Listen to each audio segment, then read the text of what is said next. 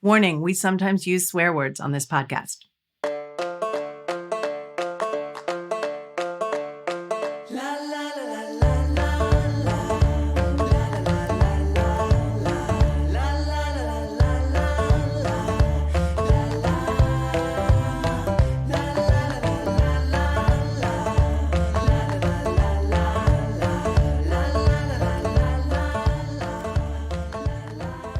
Hi, we're on cue. Thank you for joining us. I'm Liz. I'm a music supervisor. And I'm Trish. I'm a film director. And we are going to dish about music and movies and life. We are. This is episode 2. We're doing it again. Welcome. I like your purple hoodie. Thank you. It's my favorite color. Well, you knew that from last episode. I did. If you can't see Liz right now, she's wearing a really beautiful, like, amethyst purple hoodie that matches her sneakers. And my knickers. Are you wearing purple I am wearing panties. That's what we call Americans them in the say. U.S. See, we call them knickers. I think knickers is cuter. Yeah. People have a problem with the word panties, but I don't. I do. I don't. Panties, panties, panties. And Anyway. I have a problem with fanny pack. Yeah, well, that's disgusting, the name. And actually, I like an actual fanny pack. You do? Yeah, but I don't like the name. No, because fanny is something completely different. Isn't in it the interesting? UK. You guys use fanny to mean vagina. Yes. I feel like in the U.S. we use it to mean butt. You do. I know. So a fanny pack all the time in my face is like, well, not in my face, but that's a different discussion for a different day. Anyway, welcome to our second episode where we're going to talk about on-camera music scenes in movies and how that changes everything. Yeah. We touched on it a little bit on the last episode. It's interesting because I've supervised so many movies, but not a ton of movies with on-camera stuff. In fact, I think you've probably done more heavily featured on-camera uses than I have. I mean, I think only because I came up through the world of dance and music that my first few gigs directing movies were very like music heavy, performance heavy movies. Let's talk about some of the movies that you've directed with on-camera performances, because you've done a bunch. I mean, I think the first ones you did were some Step Up movies. Yeah, I did Step Up 5, which is a dance movie. And there was no singing on camera. Singing on camera makes things quite a bit harder, but there was a lot of dancing. So I feel like something people maybe who don't work in this field don't necessarily understand is a lot of the songs in movies don't get picked until the edit. Mm-hmm. You months after you're finished filming, you pick the songs, the song that's playing in a bar, the song that's playing when someone walks down the street, the song that someone's like, hearing in the elevator, whatever. And when you do dance movies, or certainly if you have singing, you got to pick those songs before you shoot. And we talked a bit last week about clearances, but clearing songs is no easy task sometimes. So doing a dance movie where we had something like 18 songs that had to be cleared before we started shooting. In fact, before we started rehearsing, because we had about 10 weeks of dance rehearsals before we started shooting. Wow. So songs had to be cleared way, way, way in advance. And, the big finale dance number in that movie, the song never got cleared.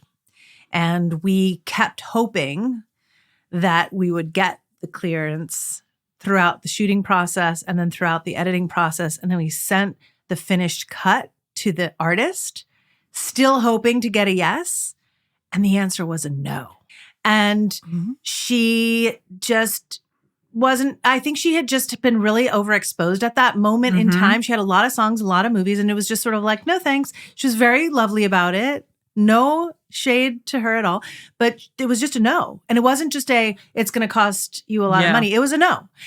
We had already shot the scene. I mean, it was, a cast of thousands, dancers, and in this huge arena, we had to basically get a track made. Oh my goodness. In post. So how did you get to that place? Because I know a lot of people would be like, you can't do all of this without knowing that the track isn't cleared. Well, this is one of those times when me not knowing what I was doing, had never made a movie before. And I had not been to film school. I was not an experienced director in any sense of the word. And my producers were very experienced, and they had made not just a lot of movies before, but a lot of dance movies and step-up movies. And I think everybody just figured things would work out. Right. And they always did. Right. And I think we always knew in the back of our head, hey, worst case, you had a plan B. We have to find another track with the same beats per minute or adjust the beats per minute. I think something that people also don't necessarily realize unless they're a dancer or a musician is that a lot of dance will go to a lot of songs. Right. Because phrasing is not quite universal, but there are sort of eight count phrasing is very standard and common in songs, and breakdowns and stuff can all be moved around in the edit. So it wasn't as hard as it sounds to put, like you can look on Instagram. There are so many dances that have been put to different music and they look just as good, sometimes better. So it was never a complete disaster, but it was a big learning curve for me. Clearances, that's no small thing. Yeah. And in a dance movie or a music movie, you really have to think through it in a different way. Pitch Perfect 3 was my second movie, and that was actually harder because now they're singing. Yeah. And you can't go back and choose a new song the way you can with a dance sequence. So did you have everything cleared up front? So yeah, we had to get everything cleared well in advance for that one. Not just in advance of shooting, but in the rehearsals. And for Pitch Perfect, we had a very long sort of boot camp rehearsal period for all the performance numbers.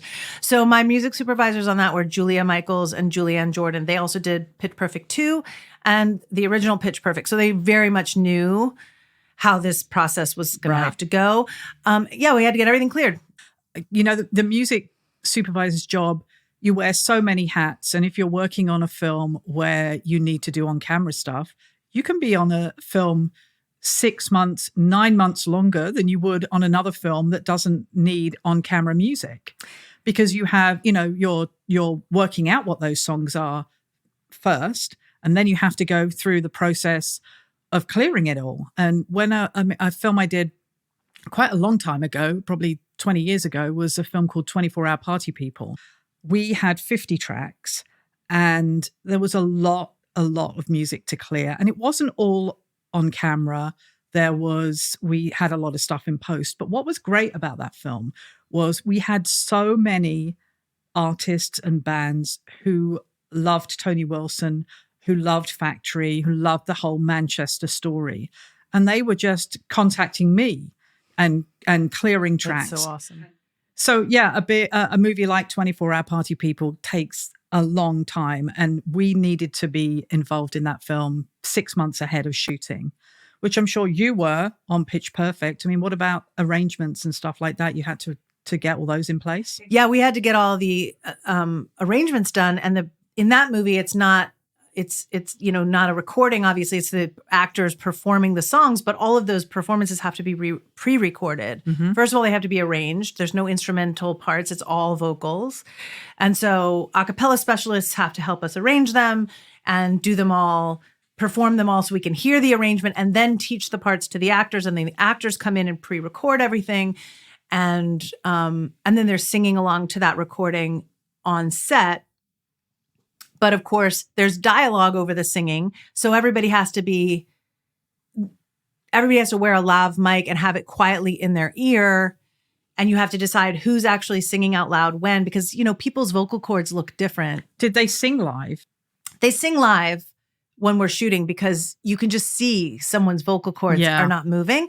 But we're not recording them live because with all the dancing and all the other stuff going on in the room, you don't want that performance. So and then we go back in and re-record often to sort of match the performances that they gave on camera.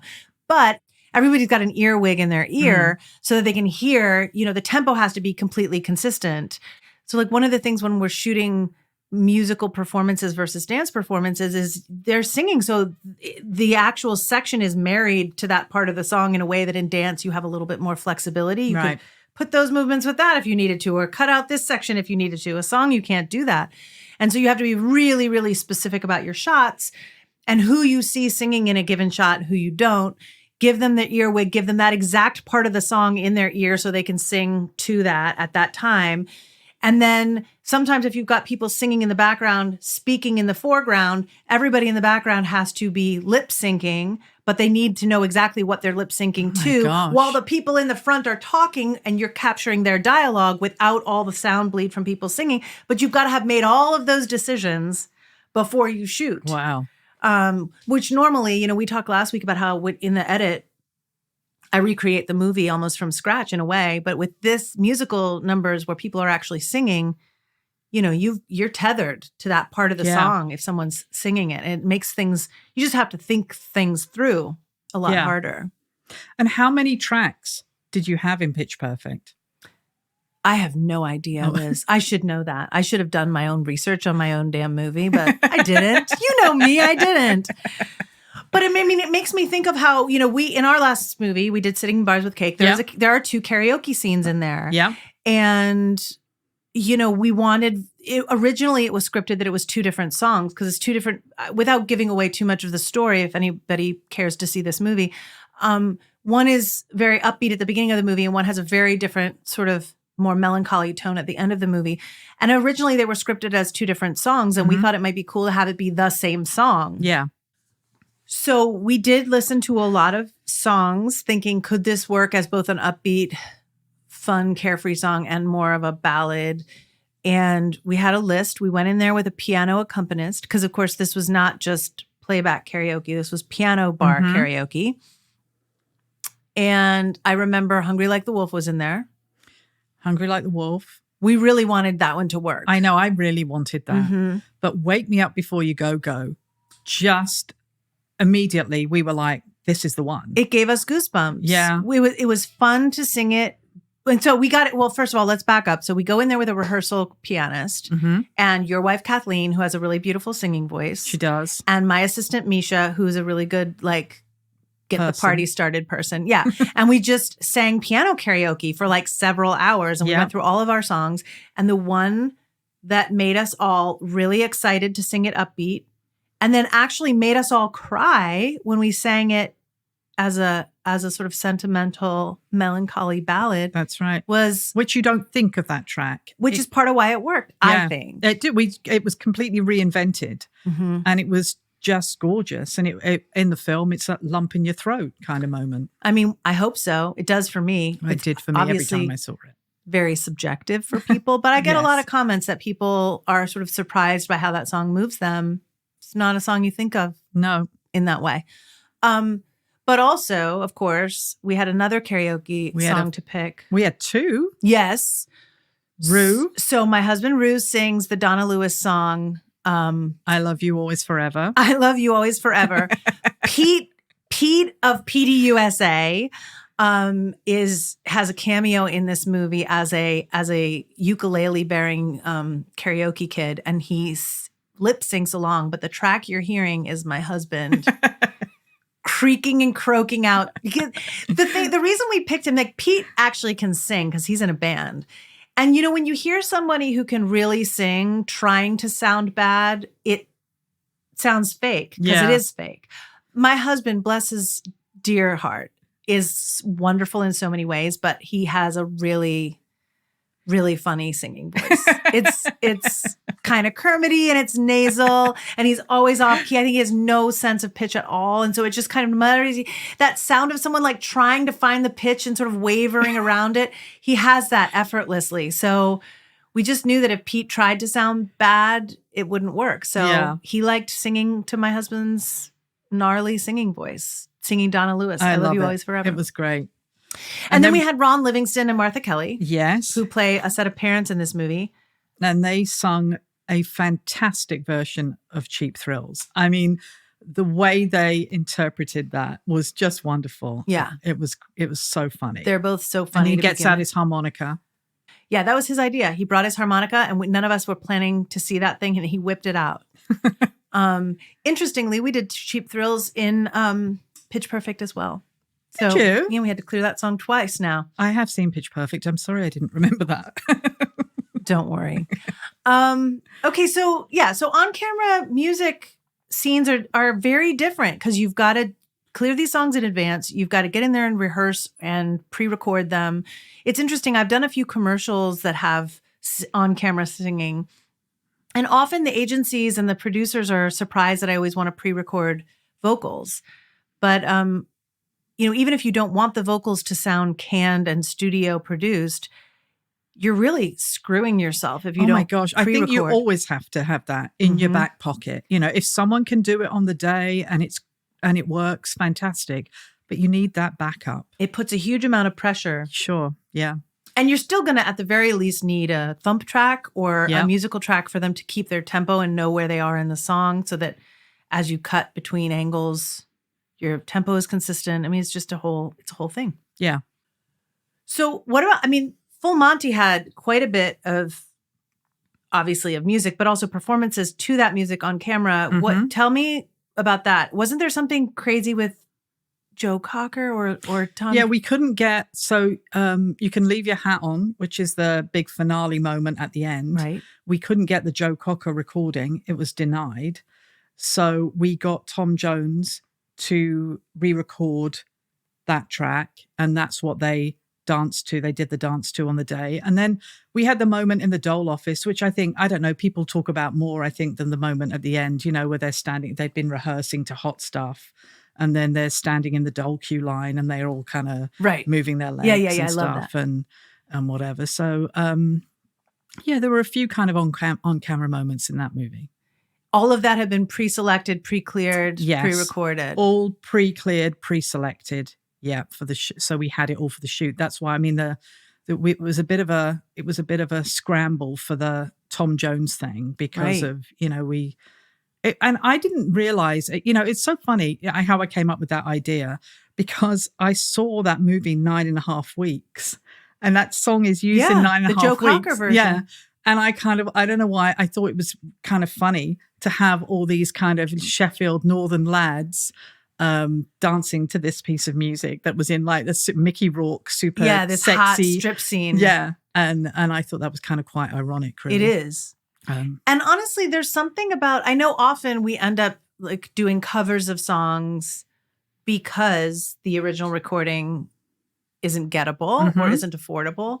But so often a cover is even better in this case. Like, I don't mean that it's necessarily a better recording or a better song objectively, but sometimes it's better for the movie to have a version of a song that people haven't heard before. They know the song. Yeah. And they know every word to it. Yeah. And they know the instrumental licks, but it's somehow like you hear it differently when it sounds fresh again when someone else performs it. And even if it's not a better performance, it's just a different performance. Yeah. But it makes you pay attention to it in a way that you wouldn't. Yeah.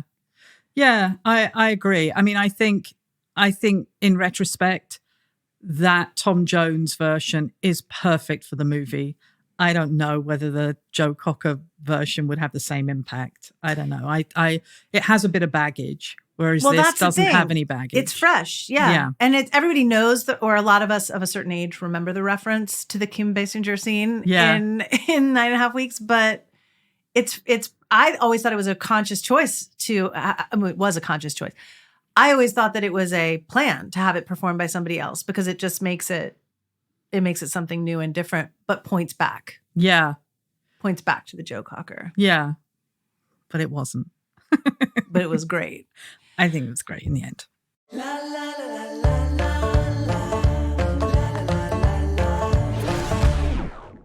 So Liz, it's the time in our show where we talk about what we're into this week. Yes. And we have really loved, when I say loved, I mean we have sort of cringed and spiraled into despair as we've watched Baby Reindeer. Did you see the interview with the... I still haven't watched the interview with the real Martha. And also I think we should not give away any plot points. No spoilers on this podcast. Okay. But it is a very, very stressful but beautifully made show. We're not going to review it because that's not what we do. But we did both, I think, really feel it was quite impactful. Yes. I found it very stressful. Incredibly. I watched it with my friend Josie, who was over from the UK. The two of us watched it. Katie Lou couldn't watch it because I knew it would be so stressful for her that she wouldn't be able to cope with it. And just what got me as well was how every episode, it just was more and more stressful. You think you're kind of through it. Yeah, the roller coaster of panic in this show and of just like absolute, it's just hive inducing. Yes. Hell watching, but you can't look away. You can't look away. And music plays, I think, a really important role in creating that like atmosphere of just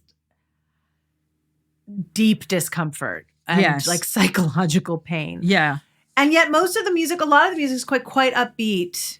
You know how like Breaking Bad would do that a lot of times. Some of the really dark scenes would be scored with just like sort of carefree, nostalgic music.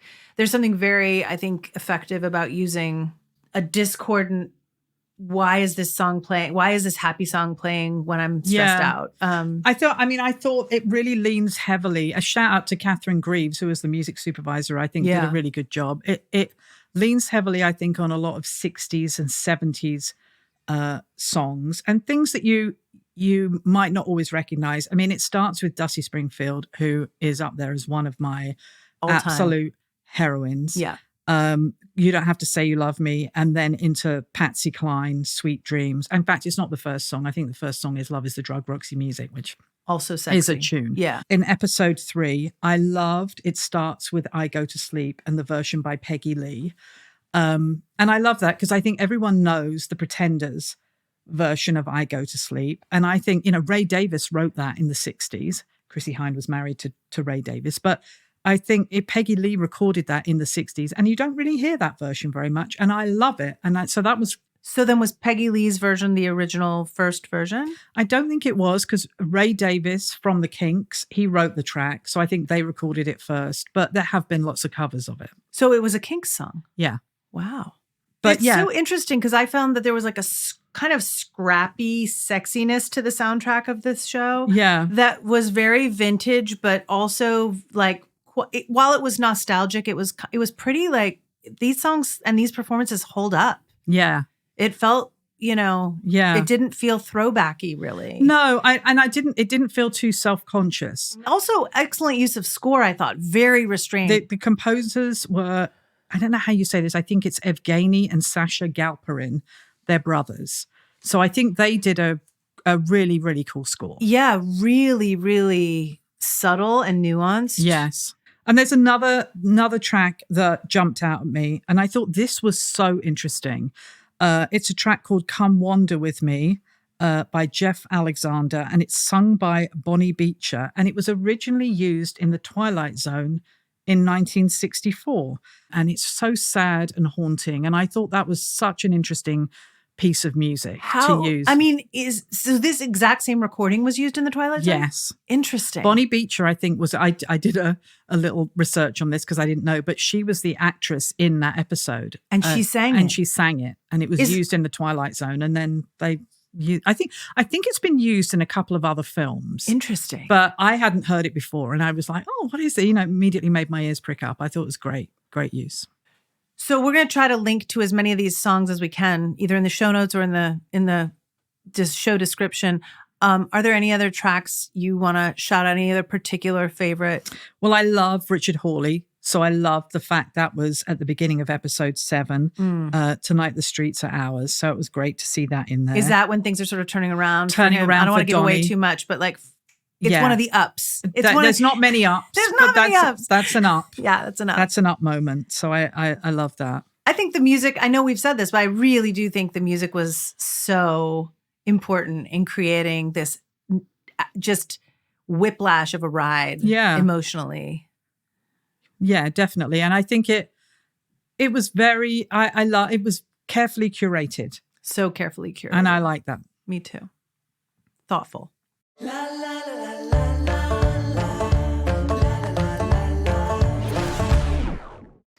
So in honor of Baby Reindeer, I've made us another cocktail.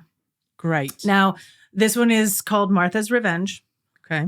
Best served cold on the rocks. Nice. Haha. And it's basically a variation on a vodka and Coke, which makes an appearance in the last episode. Mm-hmm. But I've also given a little twist by adding some Cherry Heering, which is like a cherry liqueur. So it's sort of like cherry what? Cherry Heering. Heering? It's a cherry liqueur. Mm-hmm. Never heard of it. Heering. Oh. And it makes it basically like a spiked cherry Coke. Okay. Mm-hmm. Garnished it with a little wild cherry. Yeah, nice. Cheers. Cheers to you. To Baby Reindeer. Baby Reindeer. Ew. Ugh. Well, it's gross. Thank you for making it. It's not one. It's fine. It's not one. My go. I mean, it's not a pink opaque. It's not a pink opaque. I am never going to drink this again. No, I'm probably not even going to finish this one. I think it tastes so disgusting. It's kind of a bit of a. I don't know. Now, watchers of the show know that Martha drinks Diet Coke all the time. She doesn't drink alcohol. Yeah. So what's the mocktail version of this then? I think the mocktail version of this would just be a cherry Coke. Or, you could put some of that cherry syrup from the bottom of the cherry jar. Okay. Because it is sort of with sickly sweet, which, Martha has a kind of sickly sweet thing sometimes. Yeah. When she laughs in that crazy way and stuff. Gosh, yeah. Yeah. So to me, this drink feels like her laugh. Like bubbly, a little psychotic, sweet. Yes. But not in a good way. Not in a good way. And I think you could nail that without the alcohol. You just a little cherry juice in a Coke because it is too sweet. Or a Diet Coke because that is. It is very sweet. Yeah. Guys, don't drink this cocktail. We'll put the recipe in the show notes, but never. It's not that bad. It does grow on you a tiny bit. It's not that bad, actually. I'm definitely getting cherry Coke. I'm not a cherry Coke person. So I think if you liked that, you might like this cocktail, actually. It's not that bad. I think I could have gone harder. Kaylu? I think I could have gone harder on the vodka. I only put like an ounce of vodka in here. Yeah. But if we'd gone 2 ounces, I think that would have cut the sweet a little bit. Yeah. Coke really has no place in a cocktail or in the world, if you want to ask me. But since it's such a big part of the show, I felt like we had to have it. Yeah, it's growing on me. Okay. It's not that bad. Thanks. Yeah, I quite like it, actually. Thanks, Liz. Yeah, welcome.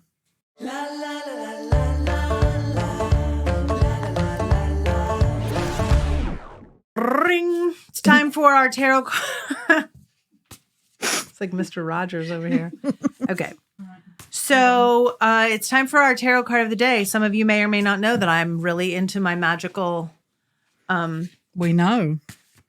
Woodles and poodles. So would you like to pull a card for this week? Please. For you, for me, and for everybody who happens to be listening to this podcast, no matter when they're listening to it. Fate brought you to this podcast at this moment to get this card, no matter when you're hearing it. Liz, would you pull a card for us? I will. What if it's cups? It doesn't have any words. Oh, okay. This is 6 of Wands. Wands. Mm-hmm. Okay. Guys, this is a great card for the week. It's the 6 of Wands. This is all about being recognized for our work and being seen. It's like a victorious card. Oh, I love it. Now, it might be us that are victorious. That would be nice. It also could be that we need to recognize somebody else for their excellent work this week. So let's just all be on parade this week. And let's all be watching everybody else's parades. And let's just be celebrating victories, big and small. Nice. I like it. I do too. That's a for good two. card. Yeah. Bring.